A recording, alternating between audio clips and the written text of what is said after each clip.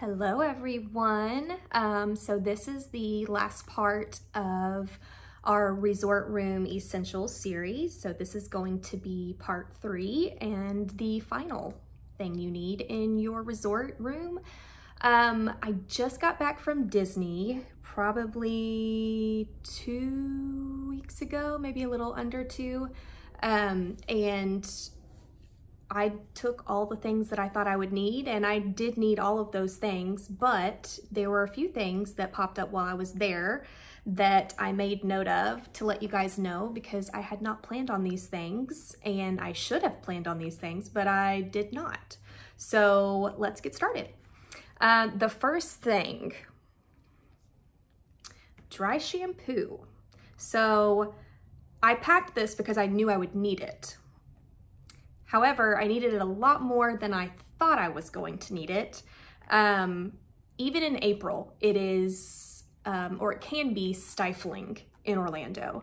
The parks are a great place for magic, but sometimes the sweat gets the better of you and your hair gets a lot greasier because you're sweating more. So dry shampoo was something that I was so glad that I brought, and something that I didn't think I had said to you guys that I wanted to add to the list. So add dry shampoo. You can bring a big one if you pack it in your your checked bag. If you're doing just a carry-on, then make sure that you buy 2. I have long hair, so I used it a lot more than I thought I would, and I did actually end up going through the second bottle. So yeah, dry shampoo for the win for those days where it's so hot and you're like, well, I only wash my hair 2 or 3 times a week. I agree. I have long hair and I can't wash my hair that often or my hair falls out. But you can touch up your hair and just kind of spruce things up a little bit.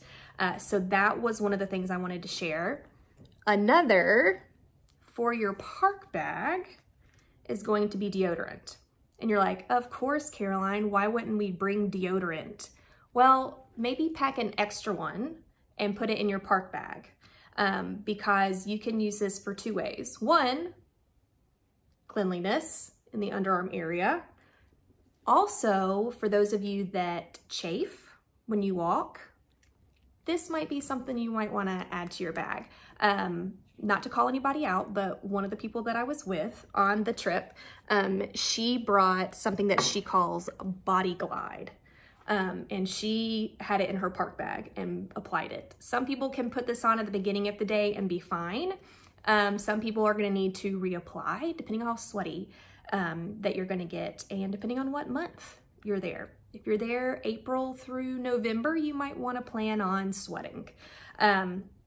The other thing that I was not planning on needing, I packed, but I didn't say anything to you guys, was eye drops.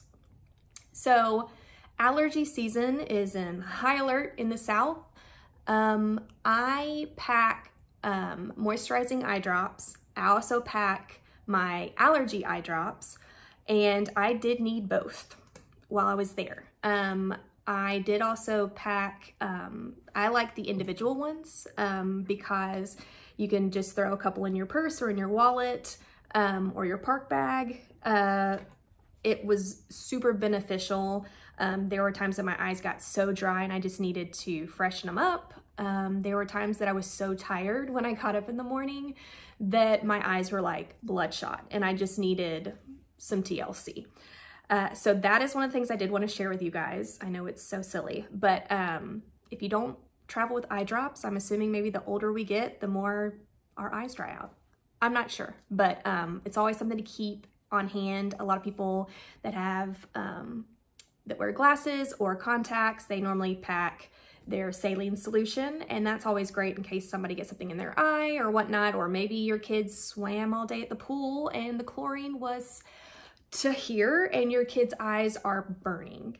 Eye drops are always a good idea, and sometimes saline solution can help flush anything out that might get in their eye, maybe the sand at the Polynesian, I don't know. But it worked. I needed it and I will always pack it, and you should too. This is so funny. Floss. Popcorn in the park, in your teeth. Not great, doesn't feel great. I always recommend dental hygiene to all of my friends and all of my clients. I'm kidding, I don't tell any of my clients, hey, you need to work on your dental hygiene. That's weird. But for those of you that do love the popcorn and like to partake, you're gonna wanna bring some floss just in case anything gets stuck in the teeth. So yeah, dental floss. I did not bring dental floss, and I had a fun time getting a popcorn kernel out of my back tooth. Yeah, it was not pretty. I brought this, but I didn't say anything about this. Park scrunchie. You've got one in your room, you're gonna wash your face at the end of the night. Maybe you sleep with it all up. Oh yeah, did y'all see my new ears? Also, the coronation is when this video comes out. It'll be this Saturday. So I got me some rose and crown.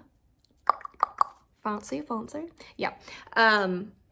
Sorry, I completely forgot that I have ears on. I know you didn't forget that I have ears on, but I did. But yes, scrunchie.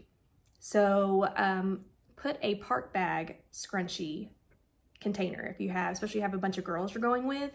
So you can put your hair up during, if it rains, or if your back is getting all sweaty and the back of your hair is touching your back, and then everything begins to curl because it's Orlando. Yeah, so that was something that I wish I had brought more of, was scrunchies for the park. So purple conditioner, shampoo, maybe a purple mask. If you have blonde hair, if you have highlights in your hair, no matter what spectrum of hair color you got going on. I was super grateful that I had packed some of my purple hair mask. I will put a link in the comment section, or probably in the description, about who I love has a purple mask, and it was a game changer because my hair was starting to get a little brassy from being in the sun, and your hair's gonna lighten up while you're there. It might turn a little brassy. Always pack some purple shampoo, conditioner, mask, whatever it is that you normally use at home every once in a while, pack it. And then I think, yeah, the last thing, an extra charging cord. So I had three charging ports, bricks, whatever you want to call them. But I didn't bring extra cords, and not everybody in your travel party is going to just have extra cords laying around. And I had cords in my hotel room, but I didn't keep an extra in the park bag. And so now I'm just going to carry an extra charging cord in my purse from now on, because I had to go to the connection shop in Epcot and buy one. And let me just tell you, cords are not easy to come by in Disney World, especially if you're needing it and your phone's dying and you're doing a bunch of content and filming. Most everybody's going to document their Disney trip. So along with your charging extras, add extra charging cord. It was expensive, and I didn't want to buy an entire fuel rod in order to get one. So I think that's it.